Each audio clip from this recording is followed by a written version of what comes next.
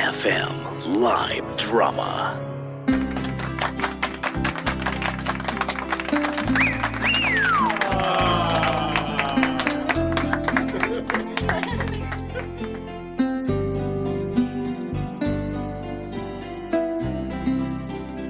Hello mga idol! Itago niyo na lang po ako sa pangalang Roxanne. 28 years old, from Malabon City. Isa akong housewife at meron akong 3 anak mga idol. Ang asawa kong si Ruel ay isang empleyado sa isang sikat na supermarket. Alam niyo, medyo mainitin yung ulo ng asawa ko. Kapag nagagalit siya, madalas niya akong minumura at sinisigawan. Ganun nga rin yung ginagawa niya sa mga anak namin eh. Kaya nga may mga pagkakataon na ayaw na siyang lipitan ng mga anak ko sa tuwing pagod siya sa trabaho o nakainom siya ng alak, mga idol. Ang hirap palang makasama sa ganitong lalaki. Pero wala akong magagawa dahil wala naman akong sariling pera. Maraming salamat po sa pagtanggap ng kwento ko mga idol. Muli, ito po si Roxanne. And I thank you.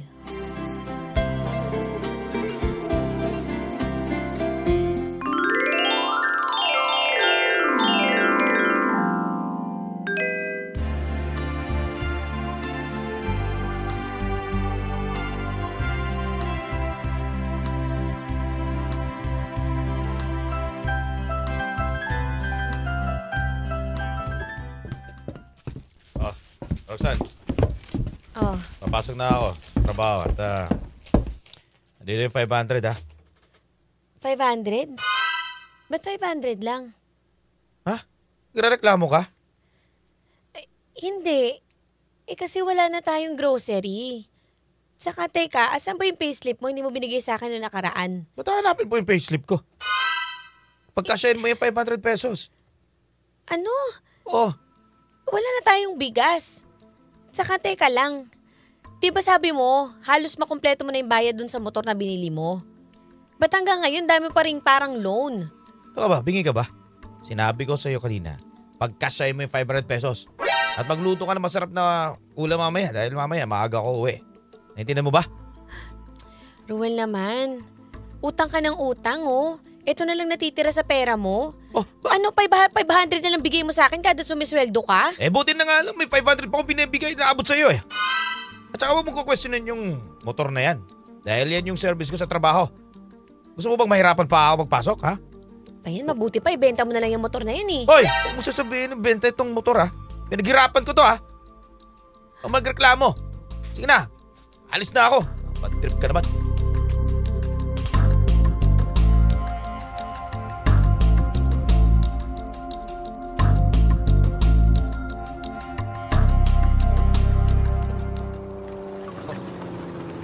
Lakas naman ang ulan.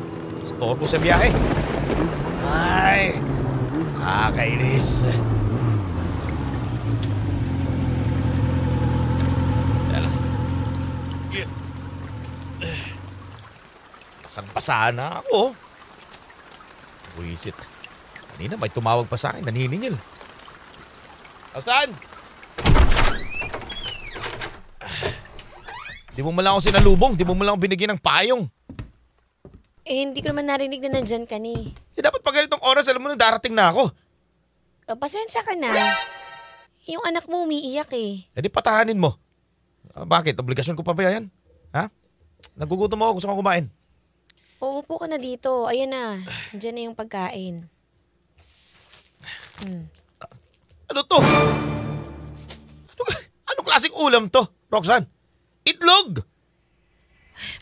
Wala nang pera eh. Sabi ko nga sa'yo, wala na tayong bigas. Bumili pa ako ng bigas. Tapos wala nang diaper si baby. Puro ka walang pera, wala kang pera. Hindi mo na ako nasikaso. Tingnan mo, papakain mo ako itlog. Tapos itong bigas na to. Bahaw pa, kaning lamig pa. Ano sa tingin mo sa akin, ha? Hindi nagtatrabaho? Ang sinasabi ko nga kasi, bumili pa ako ng gatas ni Junior. Wala na ding diaper. Siyempre, bibilhan ko din ang pangangailangan yung mga anak mo. Sabihin mo, Halika nga to. Sabihin mo, ha? Ay! Hindi ka marunong mag-budget! Ano ba? Gutom na ako galing pa sa biyahe. Umuulan, basang-basa ako. Ha? Tapos matatatnan ko lang to. Itlog lang iyahay mo sa akin. Aray! Di ka Wag mo ko sa muna! Aray! Ano ba? Ako, Roxanne, gigigil na talaga ako sa'yo, ha? Hindi lang yung mangyayari sa'yo. Hindi lang mararanasan mo, ha? Sa susunod, ayusin mo, ha? Pag may binigyan ko na pera sa'yo. Gawan mo ng paraan, ha? Gawan mo ng paraan para yung gusto kong kainin mo. Kakain ko!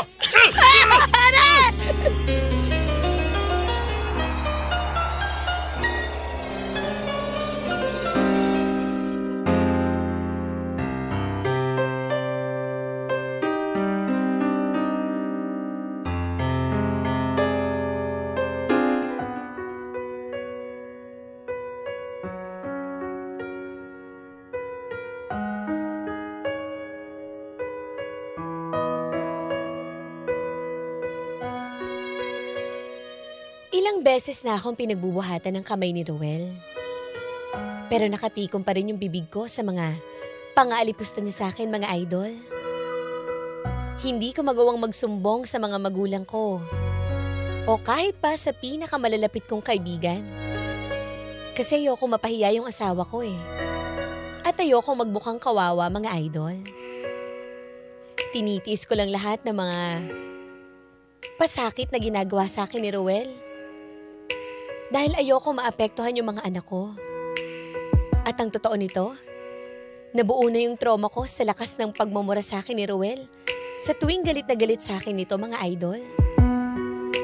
At sa isang ambalang ni Ruel, siguradong titiklop na ako.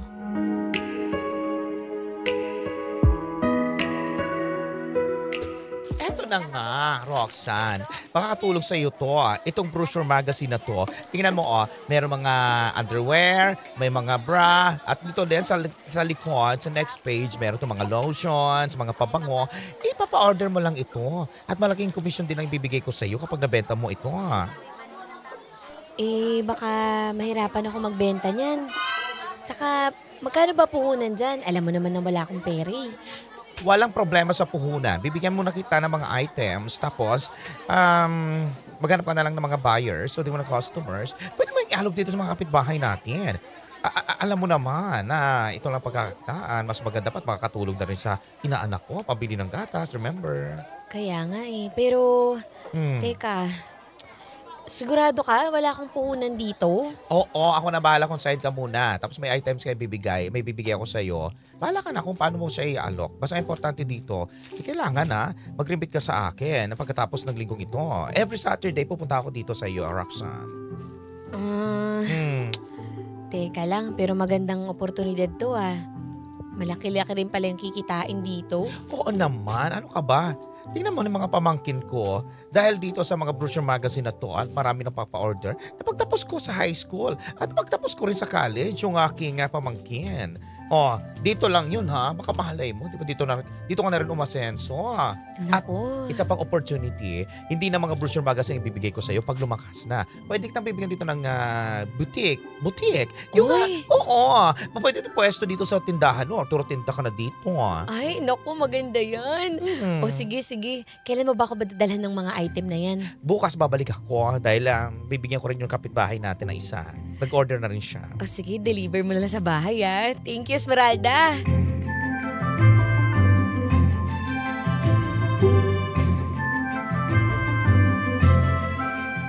Ayan. Basta siguro doon, mabenta ito ha. 10 items lang ito, mabilis lang ito maibenta. O sige. Kaya ko na ibenta yan. Good luck. Iaalo ko yung mga kaibigan ko sa Ito na ako. Facebook. Ay! Hi, Ruel! Ano ginagawa mo dito? Ay, nako, meron akong ayan, simple lang naman. May ipapagawa lang ako kay Roxanne. Paano? Aalis na ako. At saka mag-uulan pa yata. Tingnan mo, ang dilim ng panahon. O sige, mag-iingat ka. Thank you. Sige, bye-bye. Ayos. Ano to? Ba't may mga lotion dito at saka may mga pabango? Ano ibig sabihin nito, Roxanne? Hindi. Na-order ka, ha? Ha? Hindi. Saan ka kumuha ng pera, ha? Saan ka kumuha para pag-order na ito? Hindi ko in-order yan. Hindi, ito, makinig ka. Itong mga item na to, pinakonsign ni Esmeralda. Ibebenta ko lang sa mga kapitbahay o sa mga friends ko sa Facebook. Tapos magkakaroon ako ng komisyon. Bibenta? Oo, di ba? Bakit? Nakukulangan ka ba sa binibigay ko? Ha? Bakit? Wala na ba akong binibigay sa'yo? Yung ba gusto mong sabihin, ha? Hindi naman. Tigilan mo to, ha? Ayaw ko magbenta ka. Ha? Itong pabango na to, ha? Uy, wag mo. Uy, Rowel! Ito pa, ha? Bibenta. Bakit? Rowel, mahal yan. 1,000 isa yan. Wala akong pakialam. Sundin mo ang gusto mong sabihin, ha? Ikaw, ha? Parang ayaw mo na yata akong pakinggan. Hoy, Roxanne. Nagre-reklamo ka na ba? Ha? Nagre-reklamo ka na ba sa binibigay ko? Gusto lang kita tulungan. Alam mo naman na hindi sapat yung kinikita mo, di ba? Para naman kahit papano, medyo gumaan yung gastusin natin. Ako magtatrabaho dito sa pamamahay na to. Sundin mo lang lahat ng gusto mong gawin, ha? At saka, maglinis ka na lang kaysa magbenta ka ng kung ano-ano. Linisan mo na lang yung sulok ng bahay nito. Naintindihan mo ba? Oo.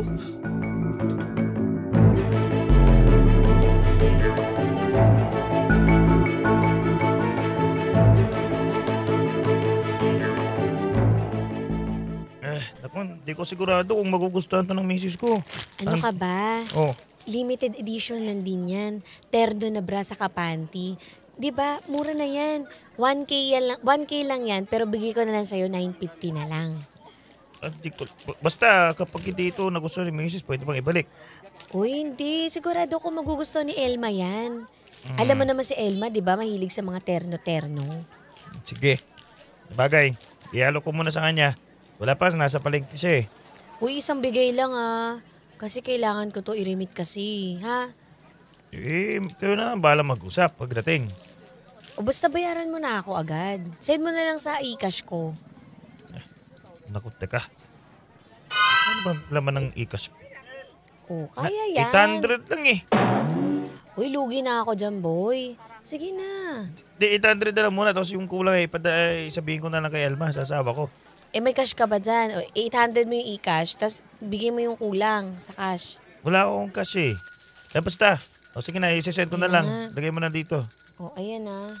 Yan. Tanggap mo na ba? Ayan, meron na. Uy, salamat, boy. Teka, huwag mo nalang sabihin na nagtitinda ako. Kasi baka makarating din sa asawa ko eh. Ha? Tsaka yung mga customer ko kasi baka manakaw ng iba, ha? Sige. Pero sige, sabihin ko na lang din sa mga tropa ko. Alok mo din, ha? Sa kay Tom, yung mo, kapatid mo, ha? Sige na. May gagawin pa ako.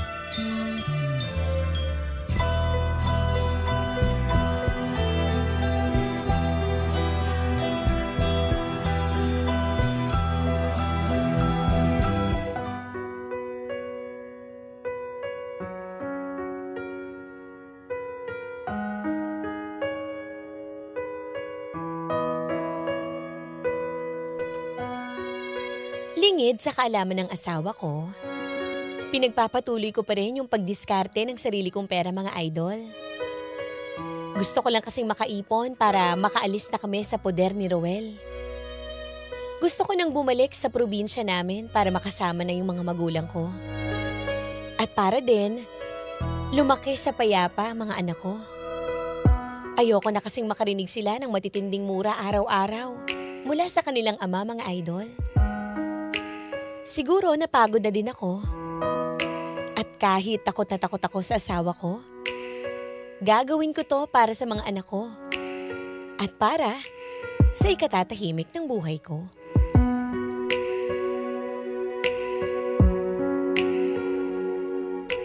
Naku, ganun pala yung taong yun, si Rowel. Grabe naman, pinagbubuhatan pala ng kanyang kamay.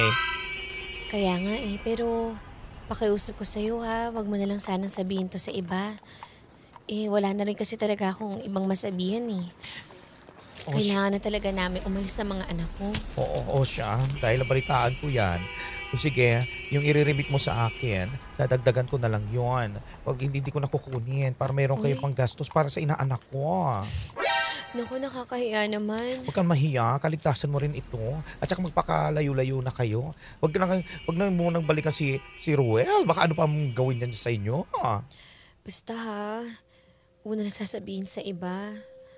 Saka, kung balikan ka ni Rowel, sabihin mo hindi mo alam kung nasa kami ng mga anak ko. Ay, syempre. Hindi ko sasabihin sa kanya ano ko Chunga bells.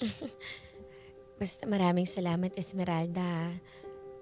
Malaking tulong ka talaga sa mga anak ko. Salamat talaga dahil binigyan mo ko ng chance na makauwi sa probinsya namin. Maraming salamat.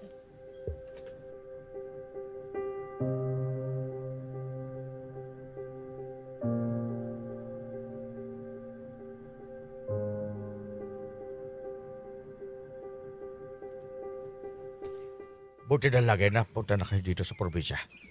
At umuwi na kayo. Ganun pala ginagawa sa'yo ng lalaking yon. Kaya nga po, Tay. Pasensya na kayo, naabala ko kayo dito, ha. Hayaan nyo, pagka nakapagtrabaho na ako dito sa probinsya. Roxanne! Ba- Sino yun? Naku, Roxanne! Nandito ako sa labas! naku, natagpuan na yata ako ng asawa ko, Tay. Alam ko na andyan ka! Lumabas ka! Teka ka. Tay, huwag mo naman siya. Ano ba gusto mong mangyari? Uwi, umuwi ka na. Tay, pasensya na. Sinusundo ko lang yung mag-iina ko. Ano sinusundo? Matapos ng saktan mo sila. Tapos may gana ka pang pupuntaan kunin ang mga ang anak ko at ang mga apo ko. Tay naman, may karapatan ako dahil ako ang ama ng anak namin. At ako ang asawa ni Roxanne. Rowel, umuwi ka na. Roxanne, hindi ka na. Sumama ka na sa akin. Aray, sandali lang. Hindi ako sasama. Dito na muna kami sa probinsya. Hindi. Hindi ako papayag. Babalik tayo ng Maynila. Kaya sumama ka na. Kunin mo yung mga gamit. Rowel, hindi. Tumigil ka, Rowel! Hoy, huwag mo pipilitin ang anak ko. Dahil ayaw na sumama sa inyo. Tay, sana naintindihan mo kung lalaki ka rin. At may pamilya ka rin. Hindi pwedeng lumaki ang mga bata na walang tatay. At ako, obligasyon ko sa kanila na palakihin at suportahan sila. Kaya Roxanne, sumama ka sa akin! Sumama ka! Rowel, hindi nga ako sasama. Please lang, tigilan mo muna kami. Gusto ko muna mapalayo sa'yo. Hirap na ako sa'yo. Kaya pwede ba? Huwag ka muna bumalik dito. Maghiwalay muna tayo.